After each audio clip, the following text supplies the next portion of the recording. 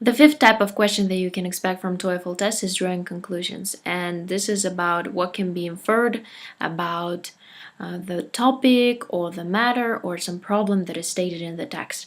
What post-reading thinking process can be made.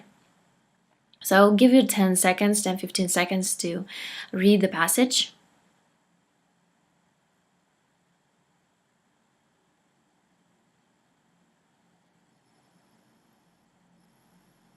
Okay, the question is, what can be inferred from this paragraph about learning a language? First, if you stop using the language professionally, it will decrease the motivation to learn it. Bad circumstances lead to the worst language learning. Good circumstances lead to the better language learning. Motivation is the most important factor in learning a language. Let's go from the fourth one. Actually, it states here that the motivation is not the only factor, and honestly not the most important factor in learning. As you can see here, teachers and the circumstances in which the language is learned also play an important role. So this is not correct. Motivation is not the most important part. Good circumstances lead to better language learning. Bad circumstances lead to the worst language learning. It is stated here, circumstances are very important, but it doesn't really say in which capacity they actually influence. Sometimes bad circumstances really motivate people to become better at some skills. Also, good circumstances also motivate people, or instead, good circumstances really make people relax. This is actually not clear, but if you stop using the language professionally, it will decrease the motivation to learn it. Let's see here. If people learn a language because they need to use it professionally, they often learn it faster. So if the necessity to learn language, to use it professionally, disappears, of course a person will have lower motivation to learn it. So the correct answer is number 1. Next is finding facts. This is just about finding facts and really understanding the passage and the meaning of the sentences. When coffee reached North America during the colonial period, it was initially not as successful as it had been in Europe, as alcoholic beverages remained more popular. During the Revolutionary War, the demand for coffee increased so much that dealers have to hoard their scarce supplies and raise prices dramatically. The question is, according to the paragraph, what was the reason for coffee not being so popular in North America during colonial period? Revolutionary War. As you can see here, after I read, this is not actually the reason. Popularity of alcohol, maybe. The raise of prices. Actually, this is this is the cause. This is the effect.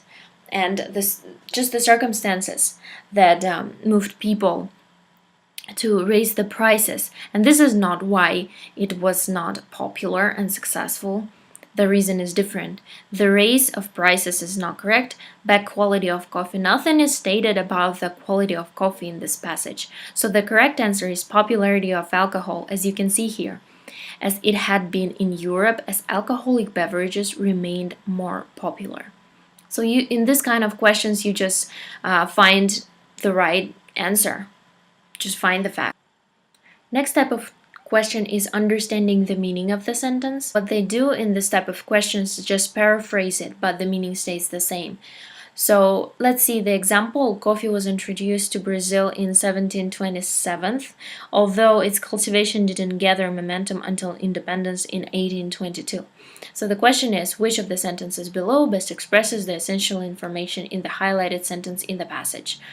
Cultivation of coffee in Brazil started in 1822. This is not true because it started in 1727. The cultivation of coffee didn't gather momentum in 1822. So actually this is also incorrect because it is clearly stated here that it did gather momentum in 1822. Although coffee was introduced to Brazil in 1727, it gained its momentum only in 1822. Probably this is correct. Coffee wasn't popular in Brazil in 1822. Gained its momentum mean it became popular. So this is also incorrect. The correct answer here is this one. Although coffee was introduced to Brazil in 1727, It gained its momentum only in 1820 seconds. The eighth type of question is, where would the sentence best fit? Sometimes this is very tricky because even if you think it fits, sometimes it is wrong and it doesn't fit. Just try to do your best and try to really choose the place where you think it would best fit. I will give you 15 seconds to really read the passage. This is about elephants, as you can see.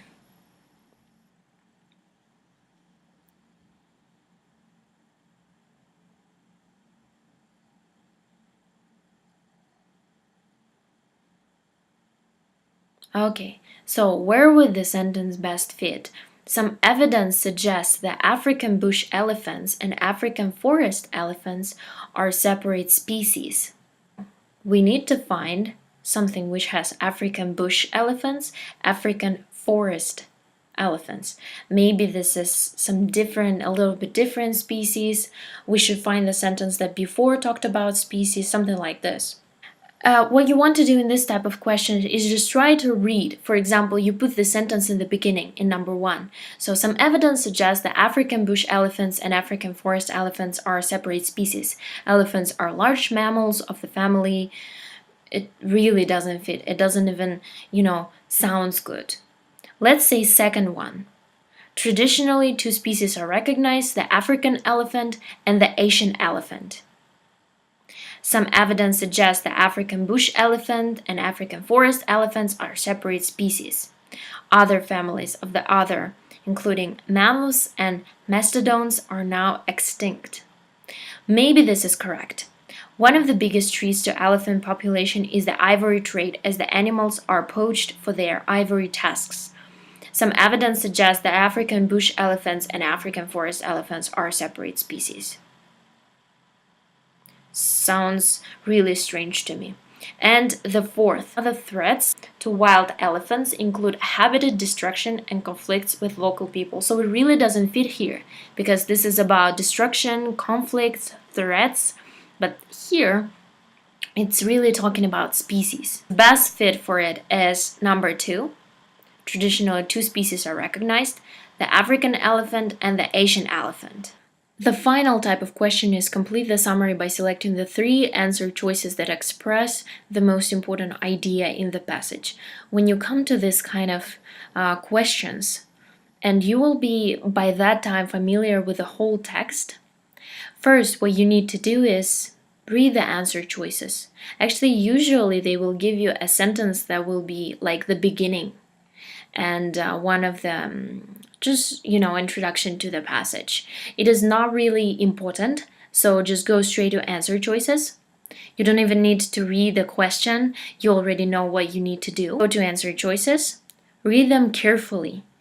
By the time that you come to this question, you will be familiar with the text. Be careful with something opposite that is stated in the text, some very minor thoughts that you've already saw during answering the previous questions, because in here you need everything major. You don't need minor. And sometimes some questions and some answers that you give, they will be minor and it will be a mistake. So after you read carefully every choice, you go back to the text, you just scroll up, you read the text fully. You read the text fully because you know that you need to find these particular things from the answer choices that you've already saw and read. And then you go back and you just choose 3 major things. And these are all types of questions that you can expect from TOEFL IBT test.